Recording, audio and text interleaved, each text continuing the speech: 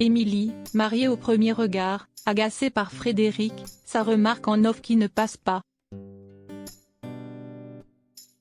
La candidate de Mariée au premier regard 2022 réagit souvent à la diffusion des épisodes sur les réseaux sociaux.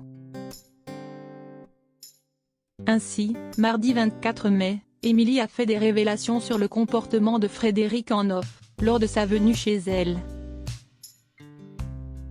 Lundi 23 mai, M6 a diffusé un nouvel épisode de Mariée au premier regard 2022. L'occasion de retrouver Émilie, négociatrice en immobilier de 34 ans, et Frédéric, mandataire immobilier de 40 ans, compatible à 84%. Les téléspectateurs de M6 ont notamment pu voir le papa d'Ambre, 14 ans, aller chez son épouse. Et il lui aurait fait des réflexions pas vues à l'antenne. Lors d'une séquence, Émilie s'est rendue dans la chambre de Lina, 1 an, à plusieurs reprises car elle pleurait. Une situation pas comprise par Frédéric. La mère de famille a pris la parole en story Instagram le 24 mai afin de faire quelques révélations.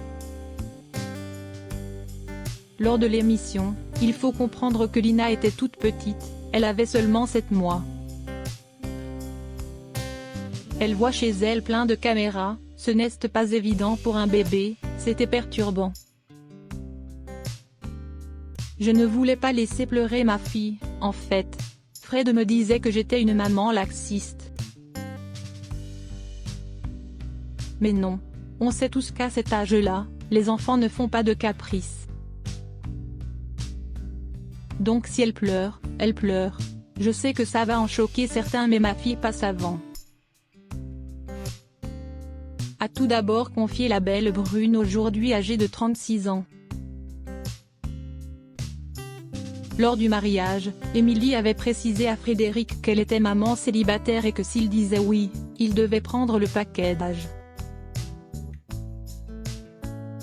Mais le candidat ne s'était sans doute pas attendu à ce que cela se passe ainsi. Ma fille passe avant, si est comme ça. Même pendant les tournages, ma fille passait avant.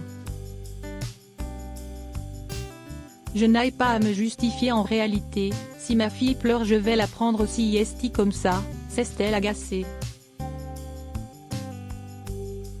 Elle a ensuite expliqué qu'elle reconnaissait les pleurs de sa fille et qu'elle savait qu'elle avait besoin d'elle.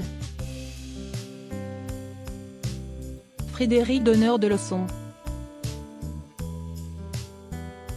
Émilie a repris la parole un peu plus tard. Et elle a reçu de nombreux témoignages allant dans son sens.